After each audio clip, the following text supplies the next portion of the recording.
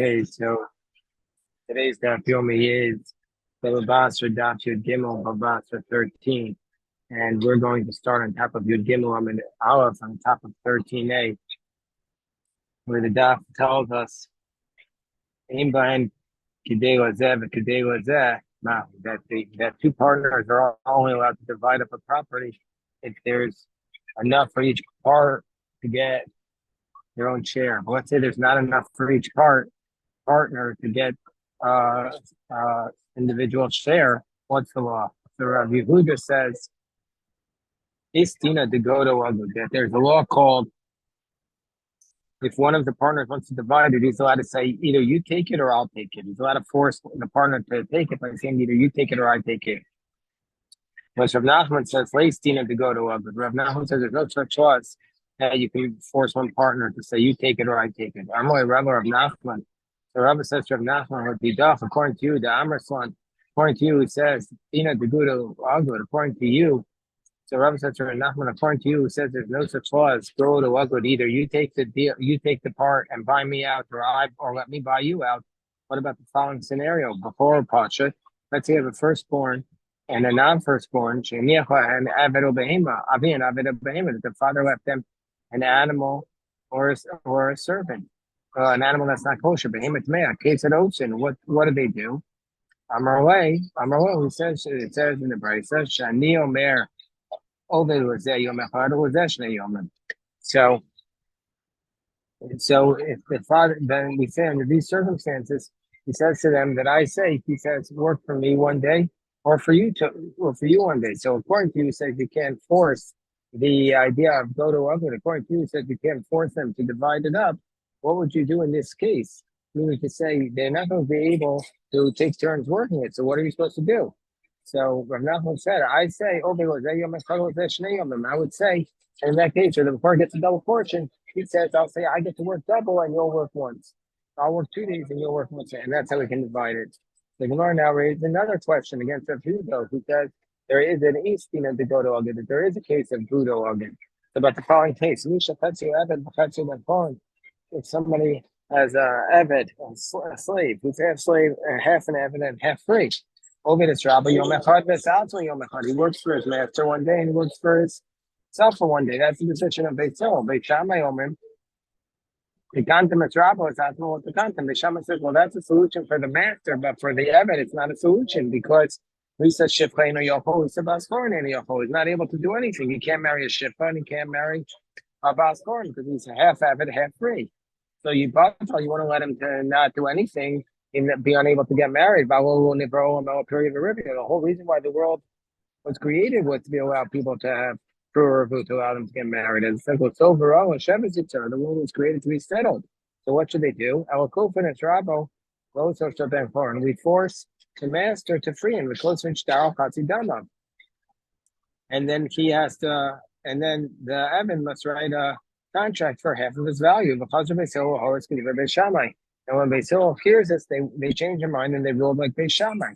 And so we see from here that this is a question because you can't that both Beis Shammai and Beis Hillel agree that if he were able to marry, that his master would have insisted on holding a portion in him, and then the slave would not be able to say, "I'll set a price and buy your portion, so that I'll be completely free." So we see from here that you can't force the other partner to dissolve.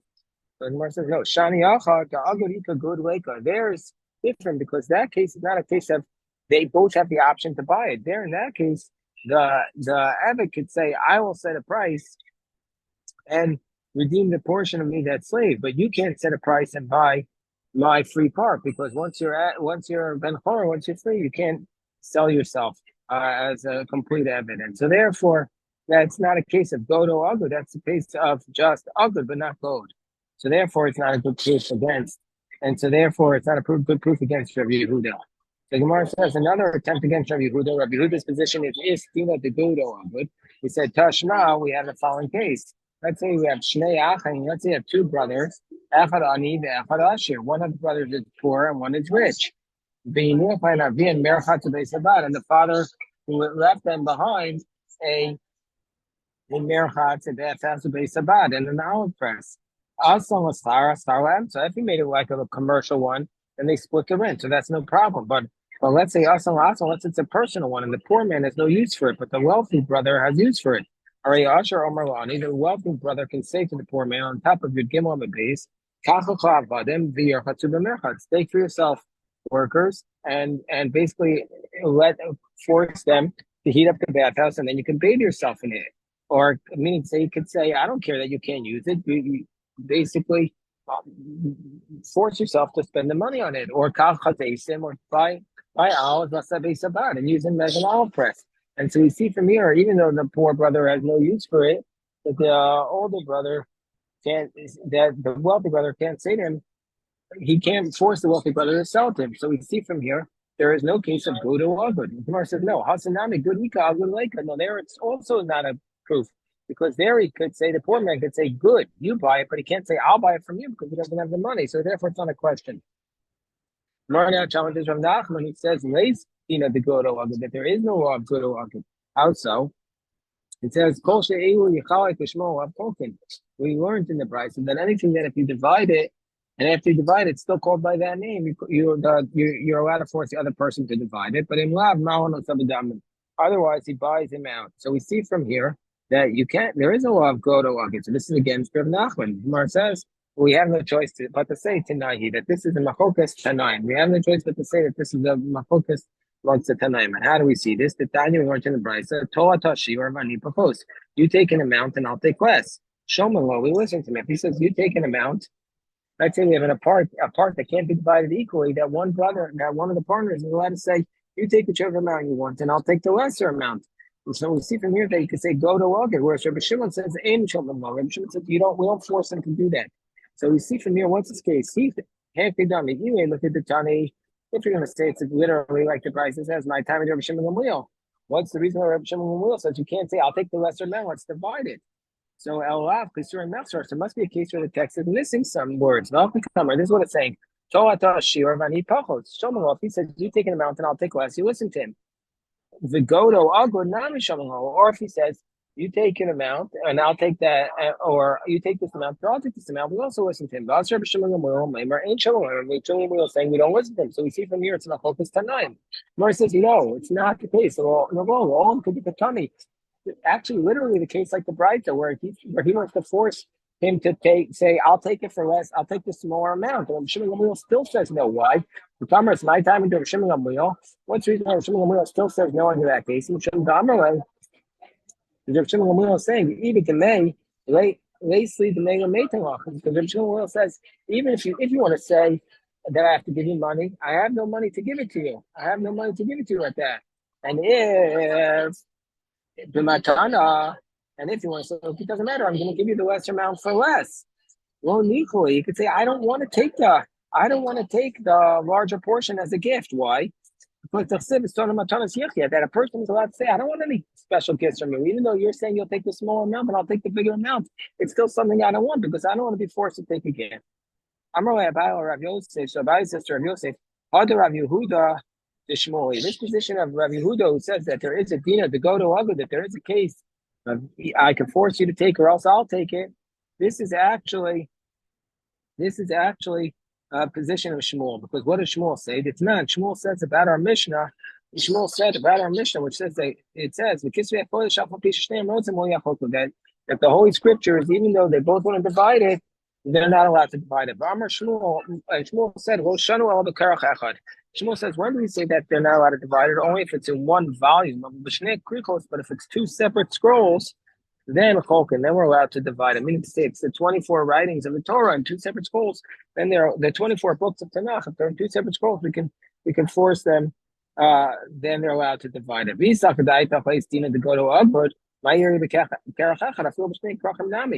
if you want to say that we don't say good or good, then why do we say if it was written in one scroll, it can't be divided? Even if it's two scrolls, they shouldn't be forced to divide it. So therefore, it must be that Shmuel could say that if it's in two, we have it like from Yehuda's law of go to good. So the Gemara says, Tirgamar of Shalman, no, he's saying Shmuel's saying this law when both of them want to do it. When both of them want to do it, if it's in two scrolls, they can do it. If it's one, they can't. Amar Meimer, Helchasa, Istin, go to good. Meimer said the law is like Rabbi Yehuda who says we do say this law of Gludo Agud. I don't know Rav Asher name or Had Rav Nachman Mai. So if that's the case, why does Rav Nachman says we don't say Gludo Agud? So I'm like Lo Shamina Komar He says I don't agree with Rav Nachman. I don't say that this law that you can't force him to either take it or let me buy you out. Below the Gemara says, is it really the case that that there was not like Rav Nachman? So there was once a case where Rabbi Achim and Rav Pini Bar Chinina, their father left them behind two maids. One knew how to cook and one knew how to do weaving and spinning. Also, Tami the Rabba, go to Agud. And they came before Rabba, and Rabba said, "We don't say this principle of good or good. We don't force you to sell or buy." So the Gemara says, "So isn't this the case like that? We rule like Rav Nachman?" The Gemara says, "No. Shani also in that case is different. So no, because there are two totally different things. It's not the same idea. There, one knows how to do cooking and one knows how to do tailoring, and so therefore, since they both need both aspects of it, therefore you can't force them to divide it there." The Gemara says, "Kika amalei shko ad kada va'anakada." So the Gemara says, so therefore, when he says, Shko Akada, V'anachadu, he says, you take one and I'll take one, it's not a case of Gudu because they're taking two totally separate things. So the Gemara says, is that really the case? Is it really the case like Rava that under those circumstances we don't force them to divide it? But Kisvei HaKodesh to divide me by a little bit in the case of Kisvei HaKodesh, where both of them need both scrolls, because you said it's divided in half. Well says in the case of two scrolls, we do divide it. Nor says, no, I tell you, no, we already said that Shmuel says it's law. That's in the case where they want to divide it. But if they don't want to divide it, we don't force them in that case. So now we're going to start some Magadata about the 24 books of the Bible. This is these sources. We're going to begin a discussion. It's these sources in the Gemara about the canonization of the Tanakh. So a person is allowed to glue together or connect together the books of the Torah, the prophets, and the writings all in one scroll. Rabbi Yehuda disagrees. He says Torah with Me'atzman, the Nevi'im with Me'atzman, Ksuvim with Me'atzman. He says no, each section of Tanakh has to be written by itself in a scroll. The Chachamim moment, Kol Echad Echad B'fnei Atzman. Chachamim say each book of the prophets and the writings have to be written by itself. V'amar Rabbi Yehuda, Ma'isa B'Baitis Ben Zonin, Shayol Shimon and Nevi'im Medukim Kechad. It happened with Rabbi Yehuda, who says that the Torah is written by itself and the Nevi'im by itself and it's by itself. Once happened with Baitus that he wrote the 8 books of the prophets in one Torah scroll. Api Rabbi Elazar ben Atzara, and that was the position of Rabbi Elazar ben Atzara. And some say no, even there, each one of the prophets was written by themselves. So each one of the prophets was written by themselves. So Rabbi said, in support of Rabbi Meir, that they brought us the Torah Tanakh, and each one of the books was written together in a single scroll, like Rabbi Meir said, and we said it was kosher. And this is the halacha to this day. Between each one of the books of the Torah, you leave 4 lines. And then I've learned the hard way that you have to leave 4 lines, because sometimes when I'm writing it, I forgot to skip the 4 lines, and then I had a big problem with the Amud that I was writing. And between each line of the prophets, you have to leave 3 lines. And we finish the book at the bottom of a scroll, and then we start the next book at the top. And then under those circumstances, we don't need to leave 4 lines. One wants to combine the Torah scrolls together in one scroll. The Torah and Nevi'im they're allowed to do so. And you have to leave at the beginning of the scroll. You have to leave around it enough to wind it around the pole. The Torah scroll is around the stick and ain't time, so you have to leave enough. It will be so for today like At the end of the scroll, you also have to leave around enough to wind around the whole scroll.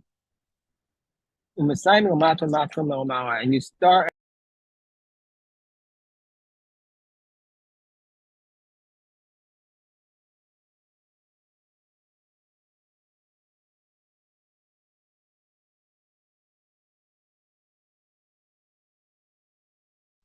Okay, sorry about that. I got cut off for a second. We're just at the bottom. We're just at the in If you want to come to cut it, you're allowed to cut it.